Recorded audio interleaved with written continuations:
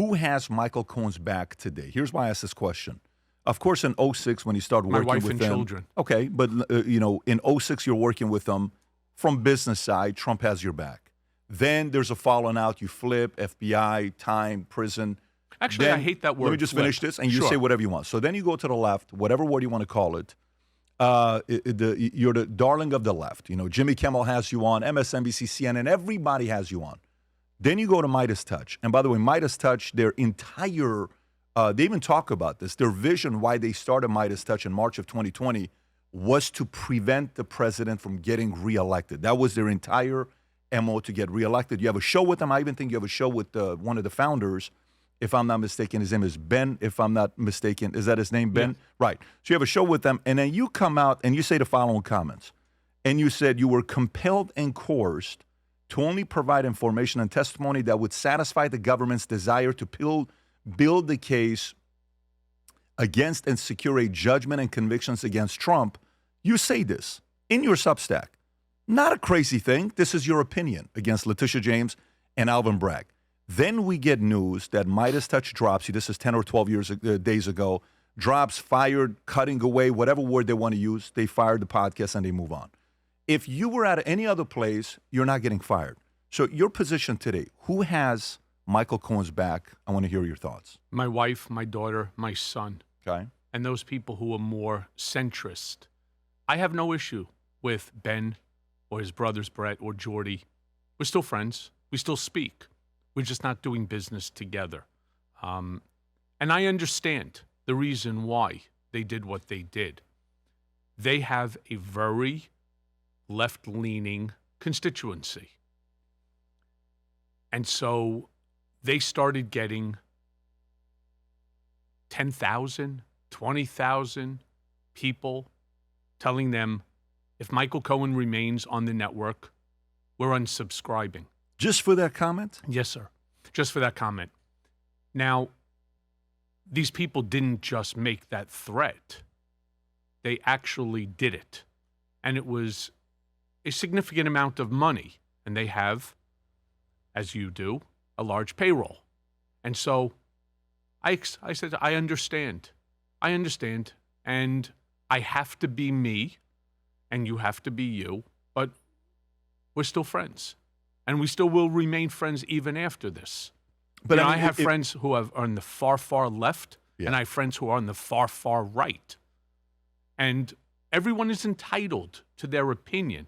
I prefer when you give your opinion that it's predicated off of facts, not something you pull out of your ass. I do prefer that. But everybody has the right. It's the First Amendment. I get that. But CNN viewers probably are not fan of Scott Jennings. He didn't get fired. He got a longer contract, right? Right. I saw Scott Jennings about 2 weeks ago. He's very good at what he does. Scott Jennings, to me, I call him the CEO of CNN because he runs the show there. If without Scott, a lot of people wouldn't be watching CNN. And on the other side, they would say that on. Jessica Tarlov is the COO of Fox, too. She's with Greg Gutfeld and by the way, Jesse great. Waters. What I'm saying to you is, kudos to both institutions for not firing a Michael Cohen. Agreed. Because to me, what's the benefit of a Michael Cohen? You're a complicated character to the average person, right? So to the left or the right, they're like, I don't know, maybe. But what do? You at least bring eyeballs, right? You're at least going to get to say, what does this guy have to say? Well, I'm certain that your show is going to do great now. We'll see. People are going to be, why is Patrick having Michael Cohen? I mean, what's wrong with him? Is Patrick turning PBD podcast into a radical left, lunatic show? Yeah, or even bigger. Am I going to go, try to hire you as a fixer? Are you going to be? By the way, that'd be a smart move. Are you? Are you already, turning the cheek? Are you already, seeing some demise coming to this administration? Right. No, I actually see the opposite, and here's what I see with you. Because to me, when I think about you, one thing you have that's very unique with you, and you probably wouldn't recommend this to the average person, but you've gone through it. So you're a guy that comes in. You saw what it's like to publicly, you say things about Trump. You're on Jimmy Kimmel. He asks you a question, who is the biggest lowlife in that community you're a part of? And you give all these names. You start off with him, his family, Weisenberg. You go through a list of names that you get, I'm not right? sure that was the word that I used, but okay. He used the word low life. He said, who is the biggest low life? And you said it starts with that. So they can play the clip to see it, but I watched the clip, I think, yesterday or something like that. Because I'm watching to see how you were used, okay? So you go there, and you're thinking you're making the right move. And maybe you still believe that you know, with Trump, you said things publicly, and then it was very difficult for him for a season.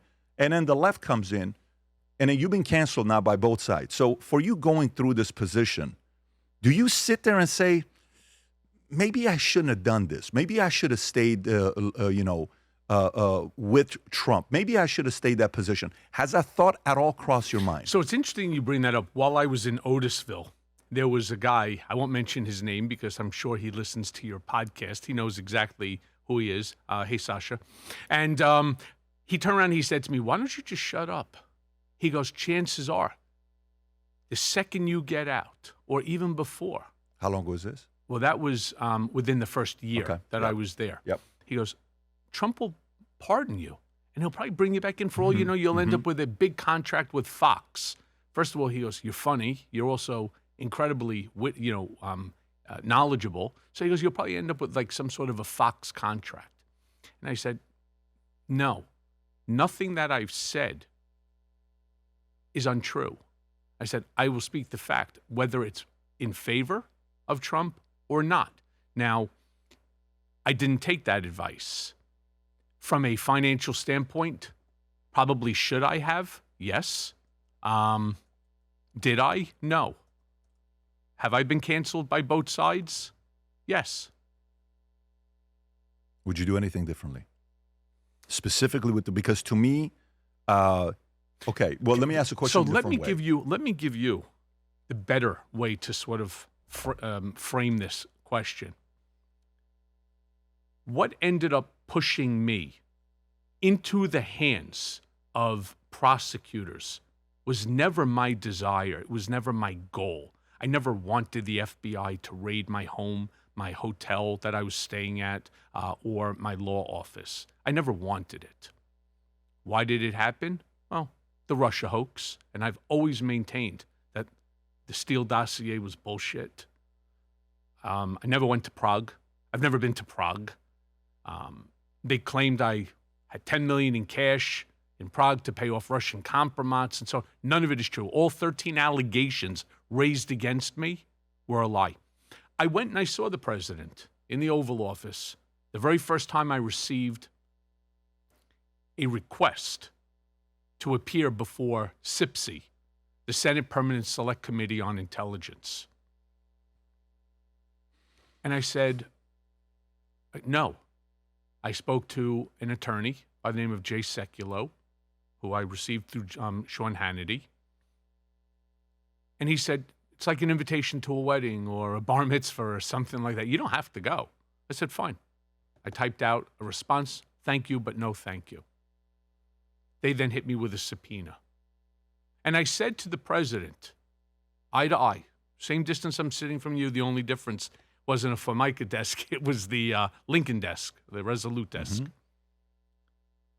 I said to him, sir, please shut this down. Nothing good is going to come out of this. These are a bunch of animals. I'm telling you. And the advice that he got from those that were around him were, it'll be bad. The story will be bad. Today, if it was happening today in 2025, 2026, Trump would have shut it down. That I know, because he understands the power that the presidency has. But he was more concerned. He allowed them to convince him. And that's where it all started. When you're under oath, you don't want 1001 violation. You're not going to lie under oath, unless, of course, you're a member of Congress, right? Then somehow it becomes permissible. I wasn't going to lie under oath. They asked me questions. I gave them the answer. And that's how I became the darling of the left. Because what they did is they took specific topics. And by the way, with all due respect to every single one of your listeners, yourself and everybody that's in this gigantic studio, the same thing that they did to him, the same thing they did to me, they can do to you. And that's my disdain for the system. The system, we are a country of laws, but we're not a country of justice. depends upon who sits at the lever of power, determines who ends up getting screwed and who ends up walking. They can do to you. Who's they? Government, But the Department of Justice, the judge, the prosecutors. It's all about what they want to advance their career. You know, ask anybody who's been through the system. Here's the first line of horse shit that comes out from a prosecutor's mouth. I have a 98% conviction rate. You're not going to be part of that 2%. Huh. 98%? Well, you must be a genius. How come you and every single prosecutor has a 98% conviction rate? And the answer? Because they control all the levers. They control the whole game. Still? Still. And with me, what happened? I didn't want to testify. I was subpoenaed every single time within which to testify. Had I not had to testify the first time around, none of this would have gone on. I had no desire within which to. And it's not a question, you use the word flip. It's not a question of flip. It's a question of answering questions, responding to questions. No, well, you flipped, though. It's not a flip. Michael, you flipped. When you went on every single channel, you talk negatively about the president. Only when you flip, when you get a benefit from it. What benefit have I ever received? In other words, think about the mob. Think about the mob. When they flip on their boss. I will tell you, yeah. Okay, what did I get? Oh, no, what you got, you didn't get. What you wanted, you didn't get. What did I want? What didn't you want? You didn't want a pardon from Biden? You didn't hope that he would pardon you like by the way, with all due respect? He said, I want to depoliticize the concept of pardoning, and then he ends up pardoning his son and his Fauci family. And his family and all the J6, committee. Mind you, when I asked for that pardon, I was already finished and I was already off paper, 6 years. So flipping, you don't do it post facto, right? I'm not asking for a post-mortem award. I wanted it early on, but that wasn't happening. So I've sat down with actual mobsters. I've probably done more mob interviews than anybody else in the podcast world. And you talk any one of them, they'll come and talk to me. Whether it's Sammy the Bull when he got out, whether it's Michael Francis, whether it's the late Frank Collada or Philly, and I'll give you the list of every one of these guys. I'll sit down and talk. No, not at all. Right. It's just I enjoy the movies, and so and I'm in Florida. A lot of these guys end up here, as you know, because they like the warm weather. They like the warm weather. Yes, they do. But flipping is. You know why they like the warm weather? The ground is easier. The ground is easier. Sure, to dig up. Makes sense. Yeah, makes sense. I like that joke. I think the right people got it faster than I got it. Yeah. But no, I got it. Hey, Michael Cohen here. Look, you all know who I am. Donald Trump's former personal attorney and fixer. A lot of things have taken place over the years. A lot of questions need to be answered. Well, you may have a lot of questions. So do me a favor. Anytime you want to ask me a question, feel free to reach out to me on Connect. If you enjoyed this video, you want to watch more videos like this, click here. And if you want to watch the entire podcast, click here.